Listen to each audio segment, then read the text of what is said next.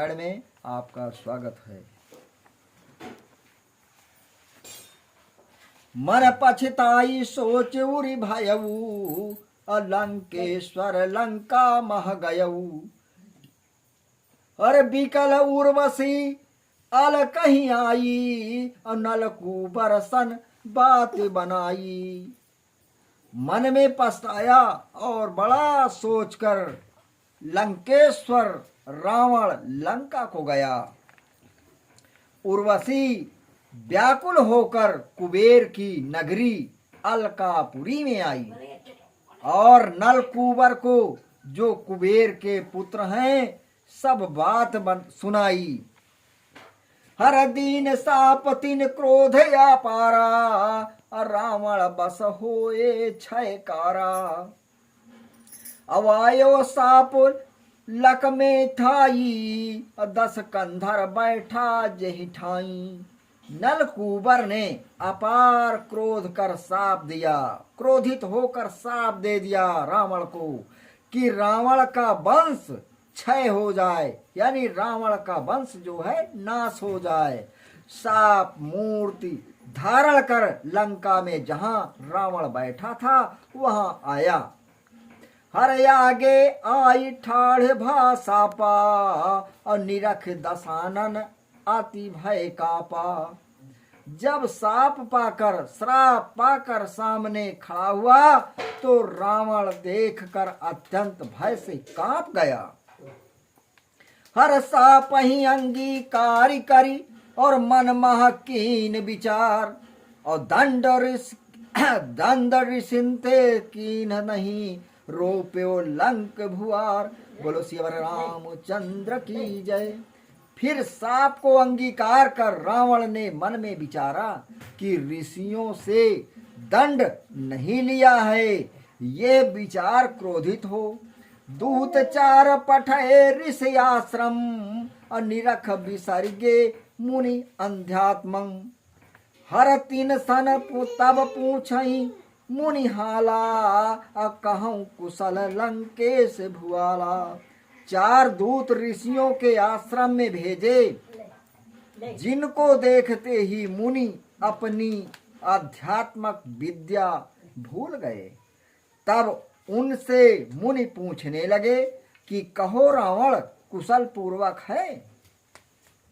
हर कुशल जासु ये सुनहु मुनीसा, अकर तुम सन चाहत जगदीसा। हर सुनि सो बचन महाभय पाई, और करहि विचार विरत बिसराई।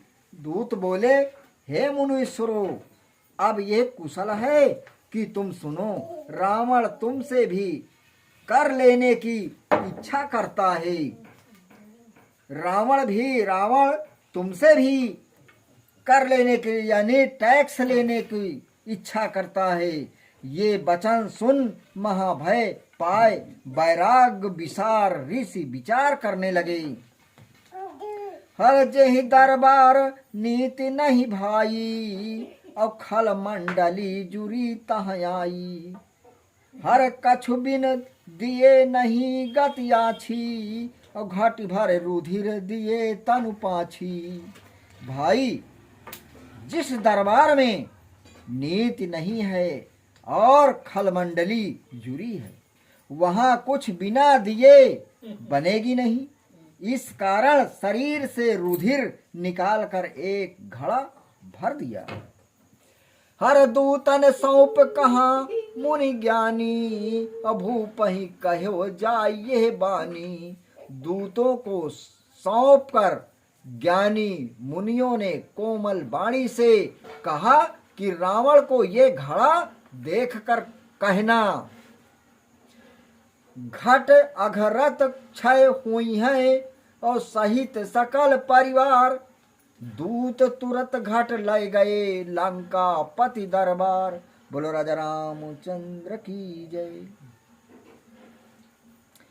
घट उघड़ते ही परिवार सहित तुम्हारा नाश हो जाएगा। दूत तुरंत रावण के दरबार को घट ले गए। रावण घट लखी परम हुलासा। और तब दूतन मुनि बचन प्रकाशा। और सुनि मुनि साप उपजा उद उर्दाहू। और बोला घट लय उत्तर जाहू। उत्तर दिशा में ये घड़ा ले जा करके रावण घड़े को देखकर बड़ा प्रसन्न हुआ। तब दूतों ने कहा, महाराज ये घट उघड़ते ही आपका वंश न रहेगा। लिया और खून निकाल करके उत्तर दिशा की और रावण के दरबार में बगल में रख दिया। रावण घड़े को देखकर बड़ा प्रसन्न हुआ। तब दूत कहा, महाराज ये घट उघड़ते ही आपका वंश ना रहेगा। घड़ा है, अगर इसको मुंह खोल दोगे घड़े का तो आपका वंश नहीं रहेगा। मुनियों का शाप सुन के मन में दुखी हो बोला कि ये घट लेकर उत्तर दिशा में जाओ। वो दूत उनको बता भी दिए रावण को कि ये घड़ा को लेकर के आप इसको खोलना नहीं, इस घड़े को, नहीं तुम्हारा वंश नाश हो जाएगा। और इस घड़े को लेकर तुम उत्तर दिशा की ओर जाओ। हर यत्न समेत धरनी धर येहू। और जान न पाओ बात यह केहू। दूत कहें रावण से कि ये बात हम आपसे बताए दे रहे हैं, लेकिन आप किसी से बताना नहीं इस बात को कि हमको दूत ने कहा है कि इसको छूना नहीं। हर शंभु सभा श्रुतिवाद मझारा। प्रथम रहा जनक सनहारा। यत्न पूर्वक पृथ्वी के नीचे दाब देना जिससे ये बात कोई न जाने। तुम जनक राज के नगर के निकट गाड़ना। राजा जनक जी के दरबार की तरफ, जहां पर राजा जनक जी रहते थे, उसके नगर में जाकर के नगर के निकट यानी गांव के किनारे उस घड़े को गाड़ देना। रावण से दूतों ने कहा निकट गाड़ना। रावण ने यह विचारा कि जिस राज्य में ये उघरेगा उसी का नाश होगा। शिवजी की सभा में वेदांत विचार में रावण जानकी से पहले हार गया था। जब वहां धनुष बाण उठाने गया था तो जनक जी से हार गया था। धनुष बाण उठा नहीं सका, तिल भर नहीं उठा सका और रामचंद्र जी ने रावण को उठाकर तोड़ दिया। उसी समय रावण हार कर चला आया था अपने घर। लाइक करें, सब्सक्राइब करें।